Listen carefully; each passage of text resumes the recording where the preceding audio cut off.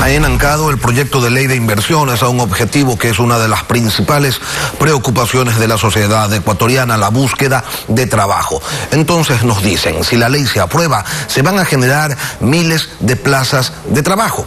Y pensar que muchos creían que la reforma laboral era la que iba a permitir que haya una mayor facilidad para contratar, pero no.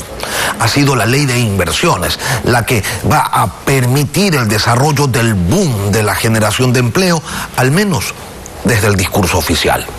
Pero, ¿esto es real o se trata solamente de un ejercicio de marketing político para atraer el interés y generar la idea de que esta ley debe ser aprobada como sea? Lo vamos a conversar con el economista Alfredo Vergara, ex superintendente de bancos y consultor económico. Economista, buenos días. Bienvenido a Contacto Directo. Buenos días, ¿cómo está usted? Muy bien, ¿tiene sentido sostener que un proyecto de ley de inversiones es el camino para llegar a esa meta de 2 millones de empleos a los que se comprometió el gobierno y que ha sido, a diferencia de otras ofertas de campaña, ratificada por el presidente? ¿Es cuestión simplemente de crear una ley más para que las alianzas público-privadas empiecen a funcionar, para que las inversiones comiencen a llegar al Ecuador? El problema desde hace mucho tiempo, diría yo, de décadas, es que 2 décadas, ya más de 2 décadas, es que nosotros nos olvidamos que somos un país dolarizado y que la principal instrumento de desarrollo económico y de generación de empleo, diré que es la materia de hoy día, es el uso eficiente de nuestra moneda, del dólar, que ya está aquí. Actualmente tenemos una oferta monetaria de 30.000 millones de dólares, es decir, es lo que está a nuestra disposición, es el medio circulante. Y ese medio circulante en dolarización está sometido a la velocidad que pasa de mano en mano en promedio ese medio circulante, digamos, de esa oferta monetaria. Actualmente está en 3.5, una cantidad demasiado exigua. Le digo, en la primera etapa de la dolarización, cuando sucedía lo que yo le llamo la dolarización de mercado, la velocidad de transferencia de mano en mano del dinero fluctuaba entre 6 y 7 veces.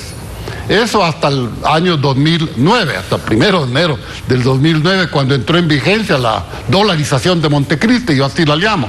Y desde ahí hasta la fecha ha venido continuamente deteriorándose y actualmente pues estamos en menos de 3 veces, de 3,5 veces que da el dinero de mano en mano en un periodo anual, ¿no? Ahora, esa sería la solución, economista, pero centrémonos primero en el problema. El gobierno sostiene que ha habido un incremento de 350.000 puestos de trabajo desde que arrancó su gestión, pero cuando revisamos las cifras del INEC, vemos que de julio del 2021 a enero del 2021, sí, ha habido un incremento en el número de personas empleadas, pero son solo 182.000 personas, no 350.000. Esto significa que al régimen le falta 1.818.000 empleos más para alcanzar su meta de 2 millones. Y eso no es cosa sencilla que se resuelva con un nuevo cuerpo legal. Usted dice entonces, hay que darle mayor velocidad al dinero, y eso, ¿cómo se hace? Claro, necesitamos la actuación de la política monetaria. Repito, estamos en un país dolarizado. Y nuestro principal instrumento es que nosotros podemos incrementar la masa monetaria sin generar inflación, sin generar devaluación. Esa es la gran diferencia con el tiempo antes de la dolarización, que podíamos imprimir dinero, pero eso desaparecía, ese beneficio, en pocos meses por la inflación. Ahora no, ahora un incremento de la velocidad de circulación del dinero, de la masa monetaria, lo que genera es mayor demanda de consumo, y esa mayor demanda de consumo genera una mayor demanda de empleo. ¿Y cuáles fueron esos elementos que permitieron que, si el dinero estaba circulando a una buena velocidad, esta se haya ralentizado? ¿Cuáles fueron las políticas que se implementaron a partir del correísmo que hicieron que todo se vuelva más lento? Primero, las tasas de interés. Fue un absurdo el poner tasas de interés a dedo. Ya vemos lo que ha pasado con las tasas de interés. Si uno observa el diagrama de las tasas de interés, de las 18 tasas de interés que actualmente existen, desde el 2009, pues hasta esta parte ya son 13 años, que las tasas de interés se han mantenido totalmente estáticas.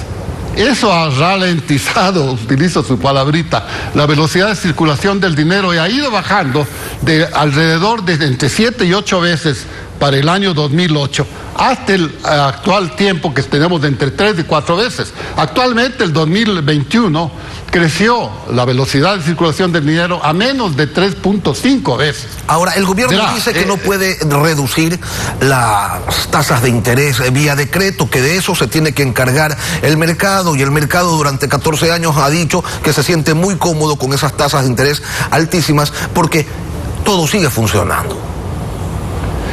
Estoy totalmente de acuerdo con quien quiera que haya dicho de oposición o del gobierno de que no se puede reducir las tasas de interés vía decreto. Nunca se ha podido. La única manera, y esto repito enfáticamente, la única manera de reducir tasas de interés es vía competencia de mercado. Mire, estamos hablando entre un público bastante heterogéneo, así que yo diré, las tasas de interés no es nada más que la renta o el alquiler que usted paga cuando presta dinero, pide dinero prestado, que usted paga por el uso de dinero por ese determinado tiempo, 1 año, 2 años, el tiempo que usted pida. Es una tasa de alquiler para utilizar ese dinero que no es suyo, que pide prestado. Da exactamente lo mismo que si usted busca una oficina o un cuarto para vivir o un pequeño departamento y usted pues busca en el mercado cuál es el departamento, la casa que más le conviene. Y eso está sujeto a mercado, a libre mercado. El primero que usted encuentre y que le conviene porque en calidad y en precio es mejor que los otros que ha visto usted, alquila eso. Lo mismo desde el punto de vista del oferente, del dueño de casa, también entra al mercado. Así son las tasas de interés. El rato que no hay competencia de mercado, y aquí en el país no ha habido, ya en 21 años, hubo exclusivamente competencia de mercado en el 2007, desde el julio del 2007 hasta fines del 2008, en ese año y medio. Y en este año y medio las tasas de interés bajaron un 15% anual.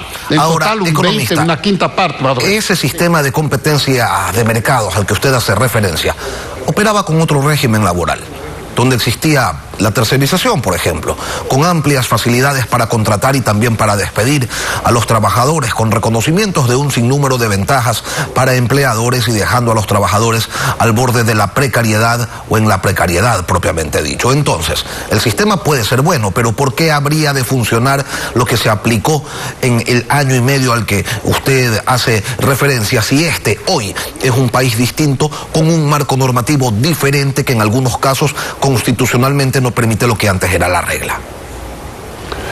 Es un marco normativo totalmente diferente. El artículo 303 de la Constitución, que es la que redujo la dolarización de mercado, que yo le vamos a decir la dolarización de competencia, a la dolarización del gobierno, se reduce a ese artículo 303 que coloca toda la definición de costos y de disponibilidades, disponibilidades financieras, a el criterio de una sola persona, en teoría, el presidente de la República, y que esta persona pues supuestamente se basa en lo que le diga el Banco Central. Eso es lo que dice la Constitución. Se inventaron hace unos 4 o 5 años la cuestión de las dos comisiones que hay, la una financiera y la otra monetaria, que actualmente se supone que tienen 3 personas de una, 3 personas de la otra, y esas son las que dicen que van a bajar las tasas de interés, pero no bajan porque sigue siendo a dedo. Ser a dedo significa decir las tasas máximas de interés serán tal valor, no en diferentes contextos. Ese valor en ningún momento es tasas máximas, sino se convierten en tasas mínimas. Y eso no funciona, tiene que ser nuevamente competencia, un mercado de competencia, y eso se lo hace no con decreto. Nosotros ya lo hicimos, no únicamente en esas 2 años que yo le dije. Economista, sí, pero si todo esto que usted señala es tan claro, ¿por qué el gobierno no lo aplica? ¿Por qué no tenemos ni medio banco extranjero en el país generando esa competencia que usted señala es necesario para que en el mercado se regulen las tasas de interés y así se reduzca la iliquidez de nuestra economía? ¿Por qué nadie lo aplica? Y yo la verdad es que es la pregunta que me vengo haciendo desde hace muchos años, y con el escaso micrófono que uno tiene en redes sociales, pues también he hecho la misma pregunta. Nadie ha podido contestarme. Y yo tengo una pregunta, pero que no la puedo, digamos, una respuesta a eso, pero que no la puedo comprobar que esa sea. Y es que en competencia, o sea, cuando es el mercado el que decide, el producto de la dolarización, esta maravillosa máquina que puede incrementar la masa monetaria sin incrementar la inflación, pero sí incrementando la demanda de empleo, es que sencillamente ya no es manejada por el gobierno, y cuando maneja el gobierno, lo que hace es utiliza esos recursos para financiar su déficit. Eso es lastimosamente lo que detiene a todo gobierno, independientemente de su mentalidad o su ideología. Alfredo Vergara, economista. Perder la oportunidad de financiar. Muchas gracias. Ex superintendente de bancos, gracias por acompañarnos hoy aquí en Contacto Directo.